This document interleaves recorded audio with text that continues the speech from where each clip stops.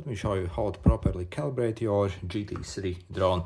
So if you maybe have some problems flying this drone, maybe it drifts to one side, or again it's very hard to control and goes all over, so we can simply calibrate this drone. And in fact we actually have to do this process pretty much before every single flight for the best results. If you do not do it, again the results won't be very good. So first let's turn our drone up. So, and then we're going to pair it with the remote first. So again, turn on your remote, press up, down, so it's actually first paired, and make sure it stays like this, so constant light.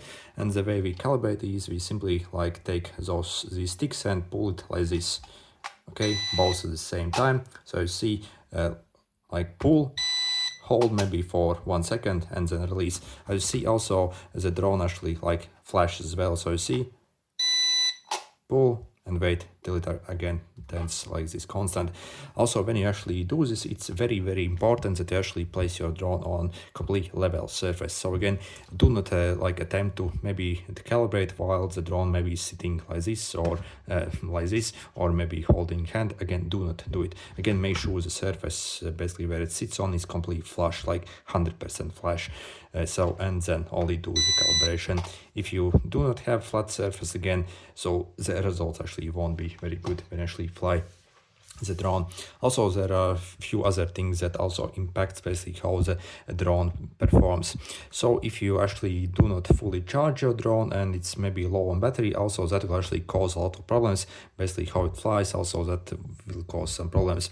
Also this the drone also doesn't like wind at all. So if you have basically even like medium wind, again, do not attempt to fly this drone because it will simply take off. As you see, it doesn't really weigh anything.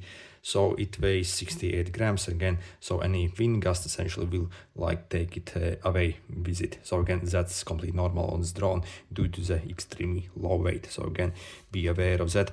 Also, if you also go over like 20 to 30 meter distance, again, the connection really probably will even like lose at that distance. So again, it's not like meant for very long distance. So again, stick to maximum this one. So again, maybe like 15 meter distance is probably the sweet point essentially. And again, make sure it's calibrated before every single flight for the best performance. By the way, if you are also looking to get this drone, I have a special discount link in the description that you can use to get this drone for literally only a bit over $10 on AliExpress. So again, AliExpress is really the cheapest place where you can probably get this. And again, this is actually what I paid for mine for this price. I think it's absolutely insanely good drone. But obviously make sure you are aware of all the limitations and what you actually need to do before you actually fly this drone. Otherwise, again, your results simply won't be very good.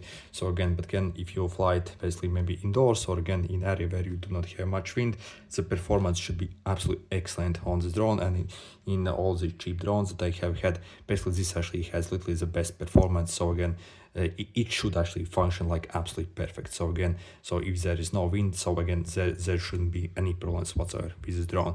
If you still have some problems, maybe again literally just return the drone. So maybe there's something off, maybe it got damaged in the shipping or who knows again. But again, like under normal circumstance, if you calibrate properly the drone, it should fly absolutely perfect. And again, it's absolutely great drone in my opinion, especially for the price. Anyway, good luck.